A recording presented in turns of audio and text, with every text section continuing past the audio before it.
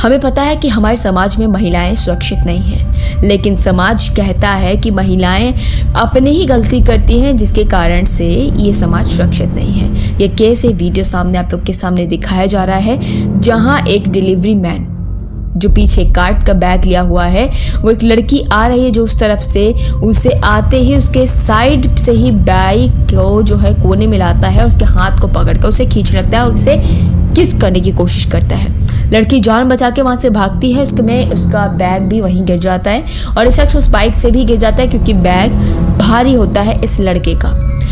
वैसे ही जैसे ही गिरता है वैसे ही दुकान से दो शख्स बाहर की ओर निकल के आते हैं और उसे पकड़ के मारने लगते हैं। इस वारदात में हमें ये सीख मिलती है, हमारे समाज को ये सीख मिलती है कि कोई भी ऐसी हरकत अगर समाज में देखने को या सुनने को मिले तो हमें उस पर भी एक्शन लेना चाहिए। हम अगर सक्षम हैं तो हमें जान बचानी चाहिए, चाहे वो किसी की भी हो।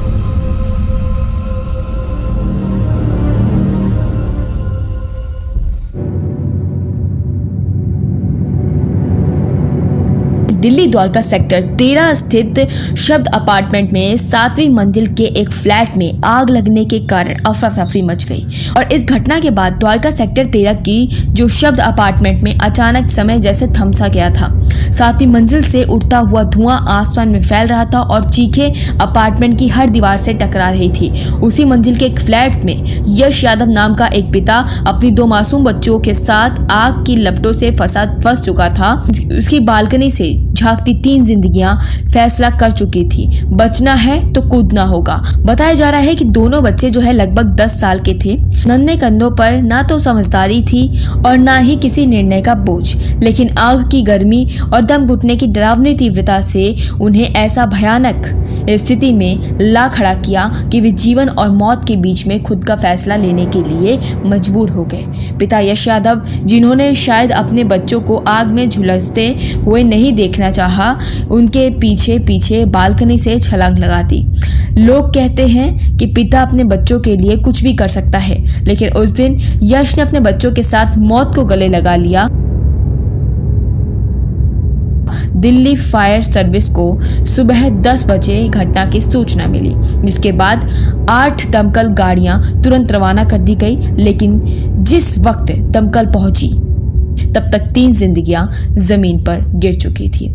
आकाश अस्पताल और इंदिरा गांधी अस्पताल दोनों ने अपने अपने स्तर पर हर संभव कोशिश की, लेकिन डॉक्टरों ने तीनों को मृत घोषित कर दिया। फायर डिपार्टमेंट ने जांच शुरू कर दी है। प्राथमिक जानकारी के अनुसार शॉर्ट सर्किट की संभावना को इनकार नहीं किया जा रहा है, लेकिन असल कारण क्या है वह अभी रहस्यमय बना हुआ है।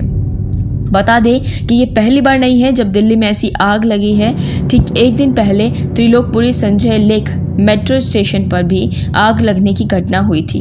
खैर, इन घटना के जो है बाद हम सबको ये सोचना होगा कि क्या ऐसा अपार्टमेंट में सुरक्षित उपायों को गंभीरता से लिया जा रहा है या नहीं। क्या हमारी व्यवस्था इतनी अलर्ट में है कि ऐसी घटनाएं, ऐसी चेतावनी मिलने से पहले हमें अलर्ट मिल जाए, या अलर्ट के साथ साथ कुछ ऐसी सुविधाएं जो अपार्टमेंट पे होनी चाहिए।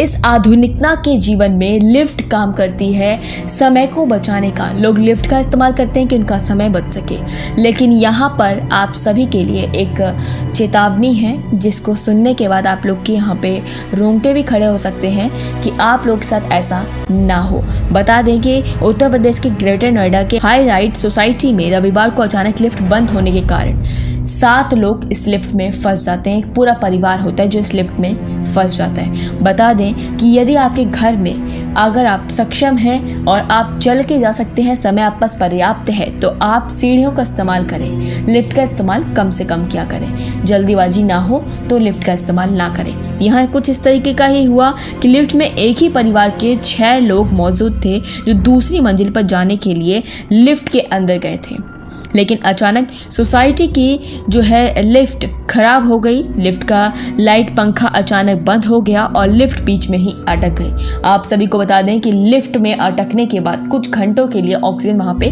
रहती है, लेकिन दम घुटना भी जायज़ था क्योंकि यहाँ 6 लोगों की जानें एक ही लिफ्ट में थी। जिसके बाद ये पूरा परिवार चीख चीख कर मदद की गुहार कर रहा था, लेकिन इस पूरी राइट सोसाइटी की लिफ्ट में किसी ने भी उनकी आवाज़ को नहीं सुना। बता दें कि सोसाइटी के नाम सीनियर सिटीजन सोसाइटी है, जो कि ग्रेटर नोएडा में स्थित है, लेकिन यहाँ के मेंटेनेंस की यह स्थिति है कि इन वीडियो में आप साफ साफ देख पा रहे हैं करीब 45 मिनट तक 6 लोग एक ही परिवार के लिफ्ट में बंद रहे। लाइट ना हवा कुछ भी नहीं मिली। इन लोगों को सांस लेने में भी काफ़ी परेशानी हो रही थी, लेकिन पूरी सोसाइटी में किसी ने इनकी नज़र जो है लिफ्ट खराब होने पर किसी की भी नज़र नहीं गई। जिसके बाद लिफ्ट के अंदर फंसे इन लोगों ने डायल किया 112 नंबर और उसमें मदद मांगी। पुलिस को कॉल करने के आधे घंटे बाद पीआरवी टीम घटनास्थल पर पहुंची। इसके बाद मौके पर लोहे की रॉड से लिफ्ट के गेट के दरवाजे बड़ी कड़ी मुशक्कत के साथ जो यहाँ पे खोल दिए जाते हैं, जिसके बाद 45 मिनट के बाद इन शख्स को बाहर निकाला जाता है, जो कि बहुत गंभीर हालत में निकलते हैं क्योंकि इसमें औरतें भी हैं और बच्चे भी, जिनको सांस लेने में काफ़ी ज़्यादा दिक्कत हो गई थी। बता दें कि सीनियर सिटीजन सोसाइटी के मुकेश शर्मा के बेटे शिवम और बेटे तरुषी रहते हैं। मुकेश मेरठ में मैप्लस पब्लिक स्कूल में प्रिंसिपल हैं। 8 जून को सुबह 3:30 बजे वृंदावन से लौटकर परिवार दूसरी मंजिल पर जा रहा था। लिफ्ट में सवार होते ही वो ओवरलोड होकर रुक गई, जिस कारण से सभी लिफ्ट में फंस गए और 112 पे कॉल किया गया। तब उनके 45 मिनट के बाद मदद होती है और वो बाहर निकल के आते हैं।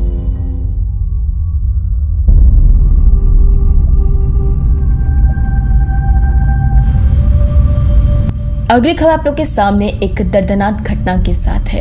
ये खबर है आप सभी के सामने एक जवान की। जी हाँ, जब तक सूरज चांद रहेगा आकाश तेरा नाम रहेगा। यह नारा केवल एक अंतिम यात्रा का हिस्सा नहीं था, बल्कि पूरे छत्तीसगढ़ और देश की धड़कन की आवाज़ थी। सुकमा ने नक्सलियों के कायराना हमले में शहीद हुए एडिशनल एसपी आकाश राव गिरपुंजे अब पंचतत्व में विलीन हो चुके हैं, लेकिन उनका बलिदान हमेशा के लिए अमर हो गया है। बता दें कि आकाश राव को जल्द ही अपने घर रायपुर लौटना था उनकी 6 साल की बेटी नव्या का जन्मदिन मनाने के लिए। वह वादा करके निकले थे कि 9 जून को पहुंचेंगे, लेकिन 10 जून की सुबह उनकी पार्थिव देह तिरंगे में लिपटकर पहुंची। जब उनके कुशालपुर स्थित घर पहुंची तो सिर्फ चीखें और सिसकियां थी। जिस घर में खिलौने और केक की तैयारी होने जा रही थी, वहां पर यादें थी। बेटी नव्या शायद अभी समझ ही नहीं पाई कि उसके पापा अब कभी नहीं आएंगे।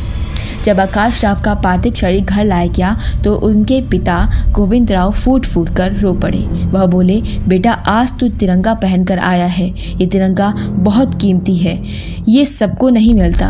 उनकी आवाज़ कांप रही थी, आंखों से आंसू बहते जा रहे थे। इतना ही नहीं, आकाश राव की पत्नी की आंखें भी नम हो चुकी थी। उन्हें सैल्यूट किया।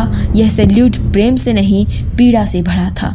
उनका दर्द शब्दों में नहीं समा सकता था। वहीं माँ ने रोते हुए बेटे के पार्थिव शरीर पर सिर रख दिया। यह एक ऐसी विदाई थी कि किसी भी इंसान का कलेजा चीर कर देती।